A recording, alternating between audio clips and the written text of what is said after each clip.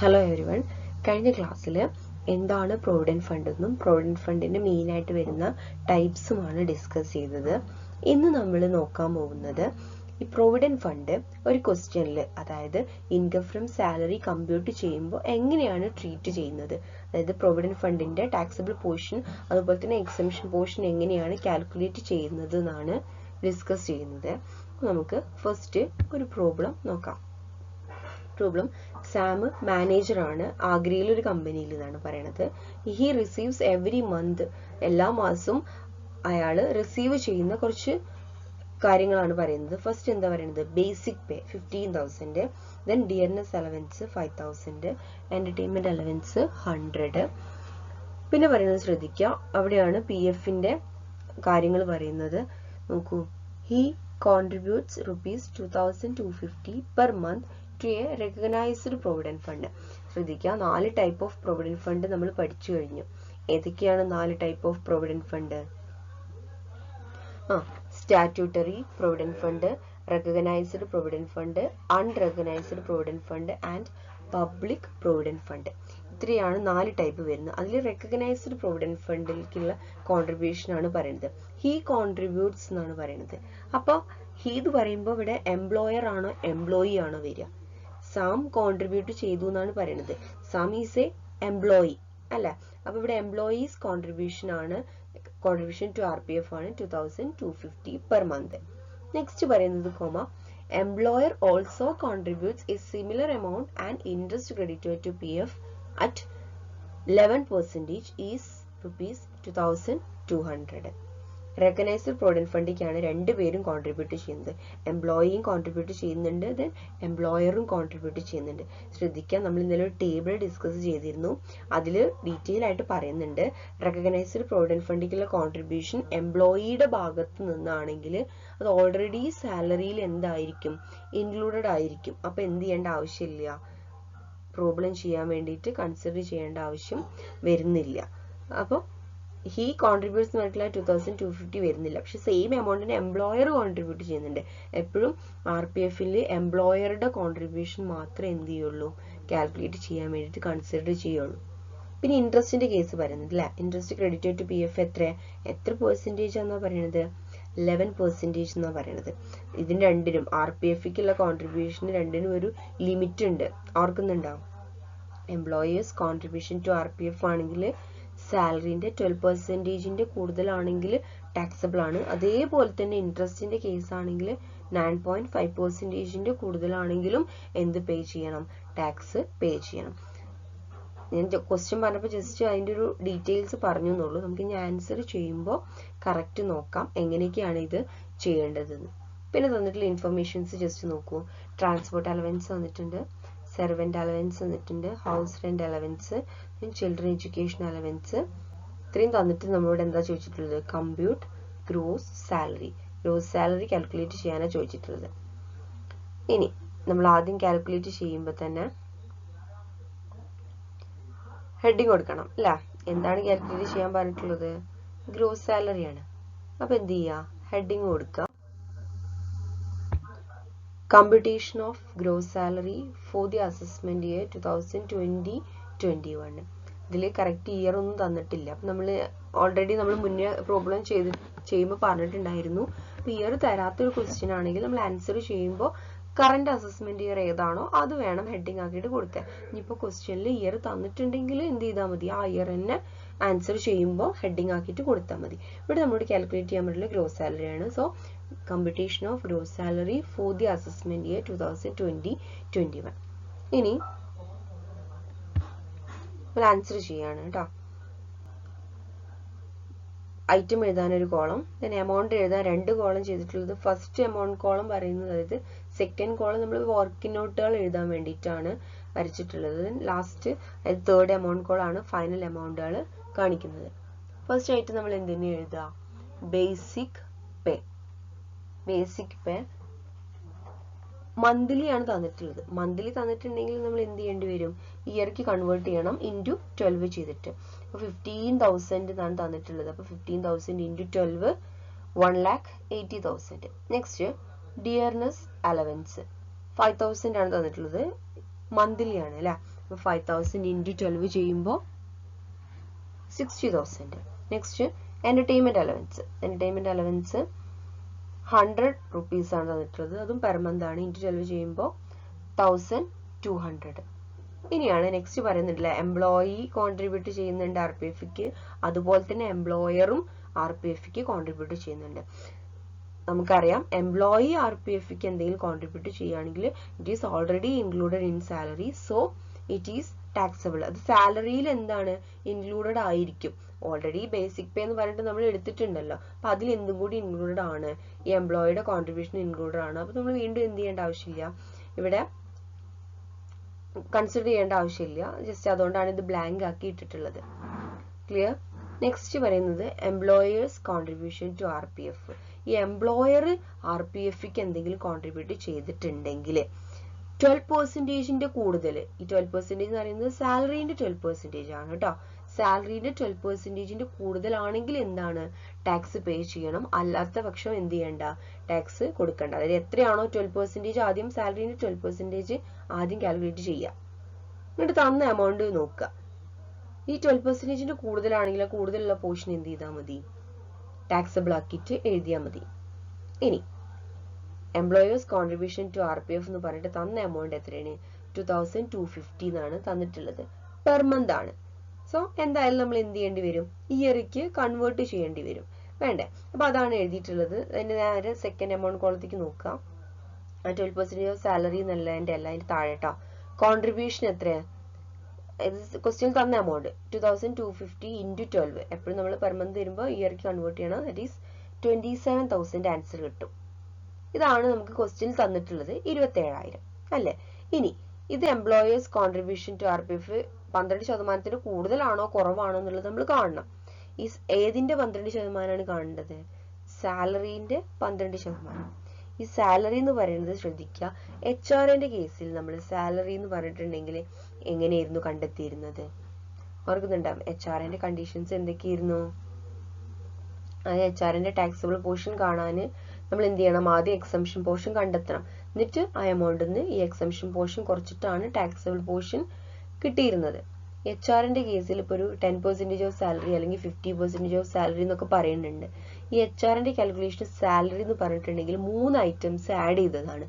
ഒന്ന് basic salary, then dearness allowance in terms of retirement benefit, under the terms of retirement benefit ഉള്ള DA ആണെങ്കിൽ മാത്രമേ എടുക്കുള്ളൂ. അതുപോലെ തന്നെ കമ്മീഷൻ വെറും കമ്മീഷൻ തന്നാൽ എടുക്കുമോ? ഇല്ല. ടേൺ ഓവർ ബേസ്ഡ് കമ്മീഷൻ ആണെങ്കിൽ എടുക്കുള്ളൂ. ഈ ഒരു 3 ഐറ്റംസും ആഡ് ചെയ്തിട്ട് അതിന്റെ മുകളിലാണ് നമ്മൾ എന്ത് ചെയ്തിരുന്നത്, 10% അല്ലെങ്കിൽ 50% HR കാൽക്കുലേഷനിൽ ചെയ്തിരുന്നത്. അതേപോലെ തന്നെയാണ് ഇവിടെയും സാലറിന്റെ 12% എന്ന് പറഞ്ഞിട്ടുണ്ടെങ്കിൽ ഇവിടെ വെറും ബേസിക് പേ എടുത്താൽ പോരാ. ഏത് 3 ഐറ്റംസ് എടുക്കണം, basic pay plus dearness allowance under the terms of employment ആണെങ്കിൽ plus commission turnover based ആണെങ്കിൽ. അപ്പൊ ഇവിടെ നമുക്ക് ഡിയർനെസ് അലവൻസ് നോക്കി നോക്കൂ. ക്വസ്റ്റ്യനിൽ വെറും ഡിയർനെസ് അലവൻസിനെ തന്നിട്ടുള്ളൂ, അല്ലാണ്ട് അതിന്റെ കൂടെ under the terms of employment തന്നിട്ടില്ല. അപ്പൊ നമുക്ക് ഈ സാലറി കാൽക്കുലേറ്റ് ചെയ്യാൻ വേണ്ടിയിട്ട് എടുക്കാൻ പറ്റുമോ? ഇല്ല. അപ്പൊ നമ്മൾ എന്ത് ചെയ്യാച്ചാ വെറും ബേസിക് പേ മാത്രമേ ഉള്ളൂ ഇവിടെ, അല്ലെ? അപ്പൊ കമ്മീഷൻ തന്നിട്ടില്ല, അതുകൊണ്ട് എടുക്കണ്ട. കമ്മീഷൻ ഇല്ലാത്തതുകൊണ്ടാണ് കേട്ടോ എടുക്കാത്തത്.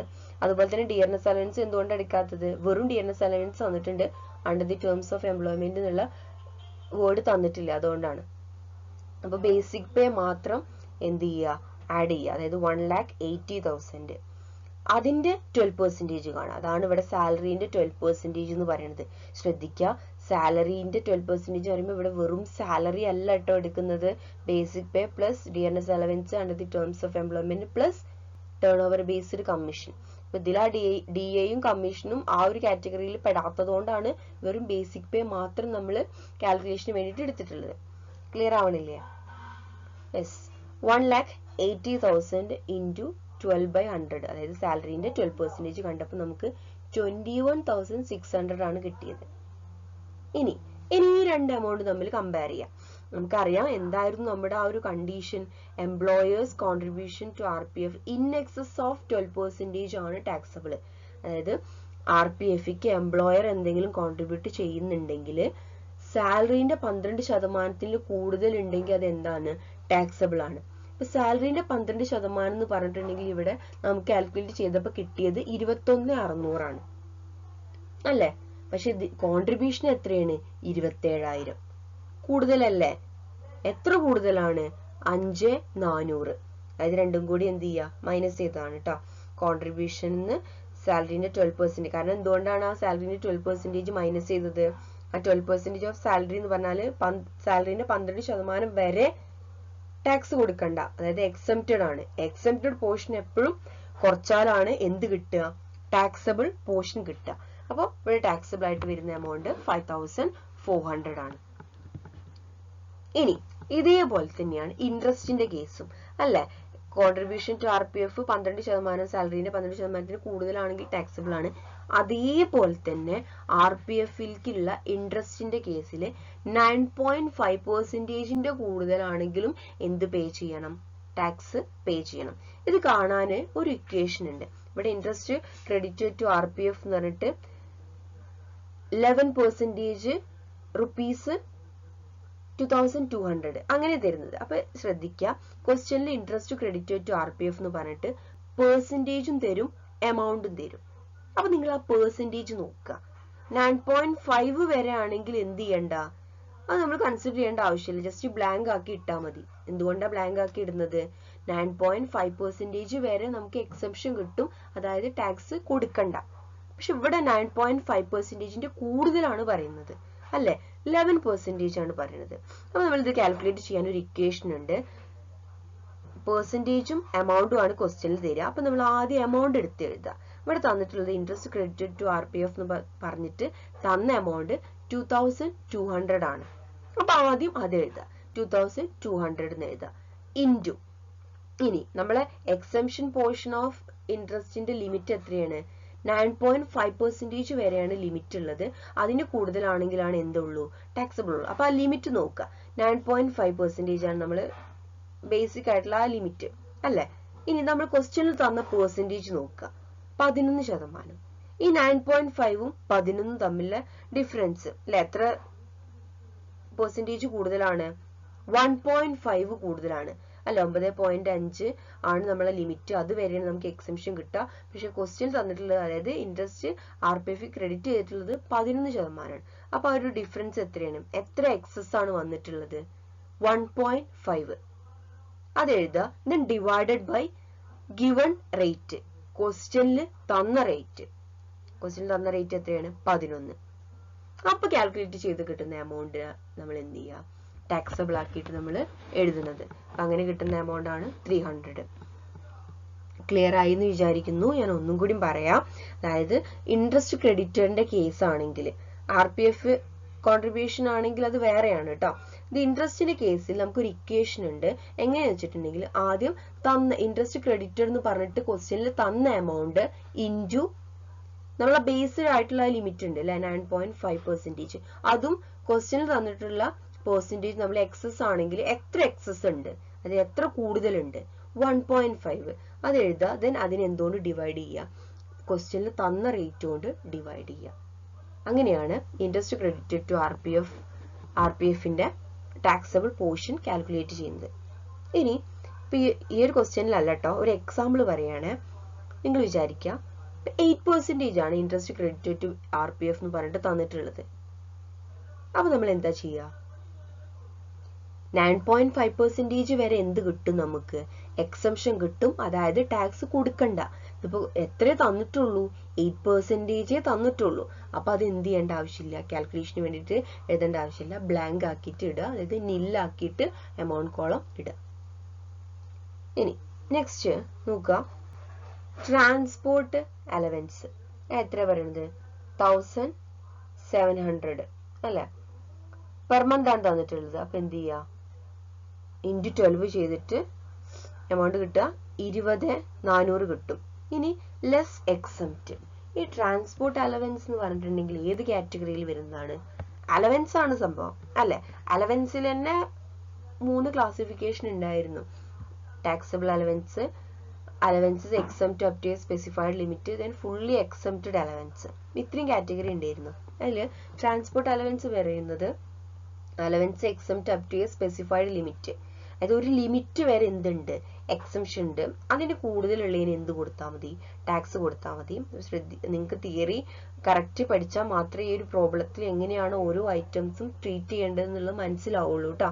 ട്രാൻസ്പോർട്ട് അലവൻസിന്റെ കേസിൽ 1600 പെർ മന്ത് വരെ എന്താണ്, എക്സംപ്റ്റഡ് ആണ്. ബാക്കി പോർഷൻ എന്ത് കൊടുത്താൽ മതി, ടാക്സ് കൊടുത്താൽ മതി.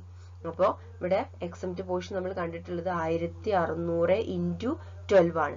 ഈ 1600 എവിടുന്നാ കിട്ടിയത്, അത് തിയറിയാണ് കേട്ടോ. അതായത് ട്രാൻസ്പോർട്ട് അലവൻസ് 1600 മാസം 1600 രൂപ വരെ എന്ത് കിട്ടും, എക്സംഷൻ കിട്ടും. ദാറ്റ് ഈസ് ടാക്സബിൾ അല്ല എന്നുള്ളതാണ് കേട്ടോ അതിന്റെ മീനിങ്. അപ്പൊ അങ്ങനെ കിട്ടിയ എമൗണ്ട് ആണ് 19,200. അപ്പൊ തന്ന എമൗണ്ട് 20,400, എക്സംഷൻ പോർഷൻ 19,200. അപ്പോൾ അത് തമ്മിൽ ഡിഡക്ട് ചെയ്തിട്ടുണ്ടെങ്കിൽ കിട്ടുന്ന എമൗണ്ട് ആണ് taxable portion of transport allowance, that is 1200. Next servant allowance. ഈ സെർവന്റ് അലവൻസ് എങ്ങനത്തെ അലവൻസ് ആണ്, അതായത് ഏത് കാറ്റഗറിയിൽ വരുന്നതാണ്, ഫുള്ളി ടാക്സബിൾ ആണോ, അതോ എന്തെങ്കിലും ലിമിറ്റ് ഉണ്ടോ, അതോ ഫുള്ളി എക്സംപ്റ്റഡ് ആണോ? സെർവന്റ് അലവൻസ് എന്ന് പറഞ്ഞിട്ടുണ്ടെങ്കിൽ ഫുള്ളി ടാക്സബിൾ അലവൻസ് ആണ്. 1000 പെർ മന്ത് ആണ് തന്നിട്ടുള്ളത്. പെർ മന്ത് തന്നിട്ടുണ്ടെങ്കിൽ ഓട്ടോമാറ്റിക്കലി നമ്മൾ എങ്ങോട്ട് കൺവേർട്ട് ചെയ്യേണ്ടി വരും, ഇയർക്ക് കൺവേർട്ട് ചെയ്യണം. ഇൻറ്റു 12 ചെയ്താൽ 12,000 കിട്ടും. Next HRA. എന്താണ് HRA കാൽക്കുലേറ്റ് ചെയ്യാനുള്ള കണ്ടീഷൻസ്? ക്വസ്റ്റ്യൻ തന്നിട്ടുണ്ടായിരിക്കും. ക്വസ്റ്റ്യൻ നോക്കുക. HRA എന്ന് പറഞ്ഞിട്ട് 4500 പെർ മന്ത് തന്നിട്ടുണ്ട്. ദെൻ റെന്റ് പെയ്ഡ് എന്ന് പറഞ്ഞിട്ട് 4000 പെർ മന്ത്. ശ്രദ്ധിക്കുക, HRA എപ്പോഴാണ് HRAക്ക് എക്സംപ്റ്റഡ് പോർഷൻ ഉണ്ടാവുന്നത്, റെന്റ് പെയ്ഡ് വരുമ്പോൾ മാത്രമാണ് HRAക്ക് എക്സംപ്റ്റഡ് പോർഷൻ ഉണ്ടാവുന്നത്. അപ്പൊ ഇവിടെ റെന്റ് പെയ്ഡ് തന്നിട്ടുണ്ട്. അപ്പൊ നമുക്ക് മനസ്സിലാക്കാൻ പറ്റും ഇവിടെ എന്തുണ്ട് എന്നുള്ളത്, എക്സംപ്റ്റഡ് പോർഷൻ ഉണ്ട് എന്നുള്ളത്. എനിക്കറിയാം HRന്റെ കാൽക്കുലേഷൻസ് നമ്മൾ ഒരുപാട് പ്രോബ്ലംസ് ഡിസ്കസ് ചെയ്ത് കഴിഞ്ഞതാണ്. അപ്പോൾ അതിന്റെ കാൽക്കുലേഷൻസ് സെപ്പറേറ്റ് കാണിച്ചു തരേണ്ട ആവശ്യമില്ല, ഇല്ലല്ലോ. എന്തൊക്കെയാണ് HRന്റെ കണ്ടീഷൻസ് എന്ന് പറഞ്ഞേ? 3 പോയിന്റ് ഉണ്ട് അല്ല. ആ 3 പോയിന്റിൽ കിട്ടുന്ന എമൗണ്ട് ഉണ്ടാവും. അതിൽ ഏറ്റവും ചെറിയ എമൗണ്ട് ഏതാണ് വെച്ചിട്ടുണ്ടെങ്കിൽ അതിനെയാണ് നമ്മൾ എക്സംഷൻ പോർഷൻ ആക്കിയിട്ട് കൺസിഡർ ചെയ്യുന്നത്. എന്തൊക്കെയായിരുന്നു ആ 3 പോയിന്റ്? ഫസ്റ്റ് പോയിന്റ് വരുന്നത് actual HRA received. Actual HRA കിട്ടുന്നത് എത്രയാണ്? ക്വസ്റ്റ്യൻ തന്നിട്ടുണ്ടായിരിക്കും 4500 പെർ മന്ത് ആണ്. അത് ഇയർക്ക് കൺവേർട്ട് ചെയ്യുമ്പോൾ 54,000 കിട്ടും. ഇനി രണ്ടാമത്തെ പോയിന്റ് എഴുതാം, rent paid minus 10% of salary. Rent പെയ്ഡും ക്വസ്റ്റ്യൻ തന്നിട്ടുണ്ട് 4000 ഇൻറ്റു 12 ചെയ്യണം കേട്ടോ. അതായത് പെർ മന്ത് ആണ് തന്നിട്ടുള്ളത്. നമ്മൾ എങ്ങോട്ട് കൺവേർട്ട് ചെയ്യണം, ഇയർക്ക് കൺവേർട്ട് ചെയ്യണം. അപ്പൊ 4000 ഇൻറ്റു 12 ചെയ്തിട്ടുണ്ടെങ്കിൽ 48,000 കിട്ടും അല്ലെ. Minus 10% of salary. സാലറിന്റെ 10% എന്ന് പറയുമ്പോൾ ഇവിടെ സാലറി മാത്രമേ എടുക്കാൻ പറ്റുള്ളൂ. കാരണം എന്താണ്, dearness allowance under the terms of employment അല്ല, ഞാൻ കമ്മീഷൻ ഇട്ട് തന്നിട്ടില്ല. അപ്പൊ ഇവിടെ ബേസിക് പേ മാത്രം എടുത്താൽ മതി. സാലറിന്റെ 10% വരുമ്പോൾ സാലറി ഇവിടെ 1,80,000 ആണ്. 1,80,000ന്റെ 10% എന്ന് പറയുമ്പോൾ 18,000. അപ്പൊ നമുക്ക് ആൻസർ കിട്ടുക 30,000 ആണ്, അതായത് 30,000. അപ്പൊ ഒന്നാമത്തെ പോയിന്റിൽ നമുക്ക് 54,000 കിട്ടി, രണ്ടാമത്തെ പോയിന്റിൽ നമുക്ക് 30,000 കിട്ടി. ഇനി മൂന്നാമത്തെ പോയിന്റ് എന്തായിരുന്നു? നമ്മളെ പ്ലേസ് വെച്ചിട്ട് അല്ലെ ഒരു കാൽക്കുലേഷൻ ഉണ്ടായിരുന്നല്ലോ. എങ്ങനെയായിരുന്നു? ഡൽഹി, മുംബൈ, കൊൽക്കത്ത, ചെന്നൈ ഈ 4 സ്ഥലങ്ങളിലാണെങ്കിൽ സാലറിന്റെ 50%. ഇനി ഇതല്ലാത്ത വേറെ സ്ഥലങ്ങളാണെങ്കിൽ സാലറിന്റെ 40% നമ്മൾ എന്ത് ചെയ്യുക, എടുക്കുക. ഇവിടെ ഈ ഒരു 4 സ്ഥലങ്ങളല്ല പറയുന്നത്, ആഗ്രയാണ് പറയുന്നത് അല്ലെ. ആഗ്രയാകുമ്പോൾ അതർ പ്ലേസ് എന്നുള്ള കാറ്റഗറിയിൽ വരും. അപ്പൊ സാലറിന്റെ 40% ആണ് കാൽക്കുലേറ്റ് ചെയ്യേണ്ടത്. കാൽക്കുലേറ്റ് ചെയ്ത് നോക്കൂ എത്രയാണ്? 1,80,000ന്റെ 40% എന്ന് പറയുമ്പോൾ 72,000. അപ്പൊ നമുക്ക് 3 എമൗണ്ട് കിട്ടിയില്ലേ? ഇപ്പോ ഫസ്റ്റ് പോയിന്റിൽ 54,000 കിട്ടി, രണ്ടാമത്തേൽ 30,000 കിട്ടി, മൂന്നാമത്തേൽ 72,000 കിട്ടി. ഈ 3 എമൗണ്ടിൽ ചെറിയ എമൗണ്ട് ഏതാണ്? 54,000, 30,000, 72,000. ചെറിയ എമൗണ്ട് ഏതാണ്? 30,000. അപ്പൊ ഈ 3 പോയിന്റും കാൽക്കുലേറ്റ് ചെയ്തിട്ട് കിട്ടുന്ന എമൗണ്ടിൽ ചെറിയ എമൗണ്ട് ഏതാണോ അതാണ് എക്സംഷൻ പോർഷൻ ഓഫ് HRA. അപ്പൊ എക്സംഷൻ പോർഷൻ കിട്ടി നമുക്ക് 30,000. എക്സംഷൻ പോർഷൻ ആക്ച്വൽ HRA എന്ന് കുറച്ചിട്ടുണ്ടെങ്കിൽ കിട്ടുന്ന പോർഷൻ ആണ് taxable portion of HRA, that is 24,000. ഇനി ലാസ്റ്റ് ഒരു ഐറ്റം കൂടി അല്ലെ, എന്താ പറയുന്നത്, ചിൽഡ്രൻ എഡ്യൂക്കേഷൻ അലവൻസ്. ഒരു ഐറ്റം കണ്ടു കഴിഞ്ഞിട്ടുണ്ടെങ്കിൽ അത് നമുക്ക് അലവൻസ് ആണോ എന്നുള്ളതും മനസ്സിലാക്കാൻ പറ്റണം. അലവൻസിൽ തന്നെ ഏത് കാറ്റഗറിയിൽ വരുന്നതാണ്, then ആ കാറ്റഗറിക്ക് ഉണ്ടാവേണ്ട, അതായത് ഉള്ള കണ്ടീഷൻ എന്താന്നുള്ളതും കറക്റ്റ് ഓർമ്മ വരണം, എന്നാലേ പ്രോബ്ലം ചെയ്യാൻ പറ്റുള്ളൂ കേട്ടോ. ഇനി നോക്കുക, ചിൽഡ്രൻ എഡ്യൂക്കേഷൻ അലവൻസ് ഏത് കാറ്റഗറിയിൽ വരുന്നതാണ്? ഫുൾ എമൗണ്ടും ടാക്സബിൾ ആണോ, അതോ ഫുൾ എമൗണ്ടും എക്സംപ്റ്റഡ് ആണോ, അതോ എന്തെങ്കിലും ലിമിറ്റ് ഉണ്ടോ? യെസ്, രണ്ടാമത്തെ കാറ്റഗറിയിൽ വരുന്നത് അല്ലെ, allowance exempt up to a specified limit എന്നുള്ള കാറ്റഗറിയിൽ വരുന്നതാണ് ഈ ചിൽഡ്രൻ എഡ്യൂക്കേഷൻ അലവൻസ്. എത്ര എമൗണ്ട് വരെയാണ് എക്സംഷൻ ഉള്ളത്? 100 per month per child, maximum 2 children അല്ലെ. അത് മാസം 100 രൂപ വെച്ചിട്ട് 2 കുട്ടികൾക്ക് ആണ് എന്ത് കിട്ടുന്നത്, എക്സംഷൻ കിട്ടുന്നത്.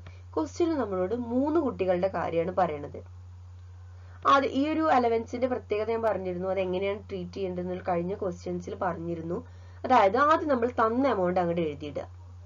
അതായത് തന്നിട്ടുള്ളത്, ക്വസ്റ്റ്യൻ തന്നിട്ടുള്ളത് 150 പെർ മന്ത് ആണ്, പെർ ചൈൽഡ് 150 ആണ് തന്നിട്ടുള്ളത്. അപ്പൊ നമ്മൾ എന്ത് ചെയ്യുക, ആദ്യം തന്നത് എഴുതുക, പെർ മന്ത് തന്നിട്ടുള്ളത് അല്ലെ. 150 ഇൻറ്റു 12 ദെൻ ഇൻറ്റു 3. കാരണം എന്തുകൊണ്ട് 3 എടുത്തിട്ടുള്ളത്, 3 ചിൽഡ്രന്റെ കേസാണ് പറയണത്. അപ്പൊ നമ്മൾ ഇങ്ങനത്തെ അലവൻസ് വരുമ്പോൾ, എക്സാമ്പിൾ ആയിട്ട് പറഞ്ഞിട്ടുണ്ടെങ്കിൽ ഈ ഒരു കാറ്റഗറിയിൽ വരുന്ന അലവൻസുകൾ എന്ന് പറയുന്നത് എഡ്യൂക്കേഷൻ അലവൻസ്, ഹോസ്റ്റൽ അലവൻസ്, അങ്ങനെ ട്രാൻസ്പോർട്ട് അലവൻസ്, ഇതൊക്കെയാണ് മെയിൻ ആയിട്ടും ഈ ഒരു ലിമിറ്റ് കാറ്റഗറിയിൽ വരുന്ന അലവൻസുകൾ. അപ്പൊ നമ്മൾ ആദ്യം തന്ന എമൗണ്ട് അങ്ങോട്ട് എഴുതിയിടുക. തന്നിട്ടുള്ളത് ക്വസ്റ്റ്യനിൽ 150 പെർ മന്ത് ആണ്. പെർ മന്ത് കണ്ടിട്ടുണ്ടെങ്കിൽ എന്താണെങ്കിലും നമ്മൾ ഇയർക്ക് കൺവേർട്ട് ചെയ്യണം, ഇൻറ്റു 12 ചെയ്തിട്ട്. അപ്പൊ നമുക്ക് 1800 കിട്ടും. ഇൻറ്റു 3 ചെയ്യുന്നത് 3 കുട്ടികളുടെ കേസാണ് പറയുന്നത്. അപ്പൊ ഇൻറ്റു 3 ചെയ്തിട്ട് 5400 കിട്ടി. നമുക്ക് ചിൽഡ്രൻ എഡ്യൂക്കേഷൻ അലവൻസിന്റെ നേരെ സെക്കൻഡ് കോളത്തിൽ 5400, അത് 150 ഇൻറ്റു 12 ഇൻറ്റു 3 അങ്ങനെയാണ് കിട്ടിയിട്ടുള്ളത് കേട്ടോ. ഇനിയാണ് നമ്മൾ എക്സംഷൻ പോർഷൻ കാണേണ്ടത് അല്ലെ. എന്തിനാ എക്സംഷൻ പോർഷൻ കാണുന്നത്? അത് കുറച്ചാല് ആണ് നമുക്ക് എന്ത് കിട്ടുള്ളൂ, ടാക്സബിൾ പോർഷൻ കിട്ടുള്ളൂ. അപ്പൊ നമ്മൾ എന്ത് ചെയ്യുക, എക്സംഷൻ പോർഷൻ കുറയ്ക്കുക. ഈ എക്സംഷൻ പോർഷൻ കുറയ്ക്കണം എന്നുണ്ടെങ്കിൽ അതിന്റെ കറക്റ്റ് തിയറി നമുക്ക് അറിഞ്ഞിരിക്കണം കേട്ടോ. Education allowance 100 per month, maximum 2 children അല്ലെ. 100 രൂപ മാസം വെച്ചിട്ട് 2 കുട്ടികൾക്ക് വരെയാണ് എക്സംഷൻ കിട്ടുക. അപ്പൊ എങ്ങനെ കാണുക, 100 രൂപ അല്ലെ മാസമാണ്. അപ്പൊ നമ്മൾ എങ്ങോട്ട് കൺവേർട്ട് ചെയ്യണം, ഇയർക്ക് കൺവേർട്ട് ചെയ്യണം. 100 ഇൻറ്റു 12, എത്ര കുട്ടികൾക്ക് വരെ എക്സംഷൻ കിട്ടുള്ളൂ? ഇവിടെ 3 കുട്ടികളുടെ കേസ് പറയുന്നുണ്ട്, പക്ഷെ എക്സംഷൻ എത്ര കുട്ടികൾക്ക് കിട്ടുള്ളൂ? 2 കുട്ടികൾക്ക്. അപ്പൊ ഇൻറ്റു 2, അപ്പൊ ആൻസർ കിട്ടുന്നത് 2400. മനസ്സിലായില്ലേ?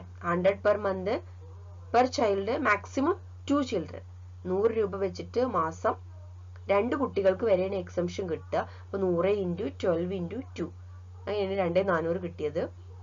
ദെൻ എഡ്യൂക്കേഷൻ അലവൻസിന് എക്സംഷൻ പോർഷൻ കുറച്ചിട്ട് ടാക്സബിൾ പോർഷൻ കിട്ടും 3000. ഇത്രയാണ് പറഞ്ഞിട്ടുള്ളത്. ഇത് മൊത്തം എന്ത് ചെയ്യുക, നമ്മള് എല്ലാ ടാക്സബിൾ പോർഷനും, അതായത് തേർഡ് കോളത്തെ എല്ലാ ഐറ്റംസും ആഡ് ചെയ്യുക. അപ്പൊ കിട്ടുന്ന എമൗണ്ടിന് നമ്മൾ ഗ്രോസ് സാലറി എന്ന് പറയും.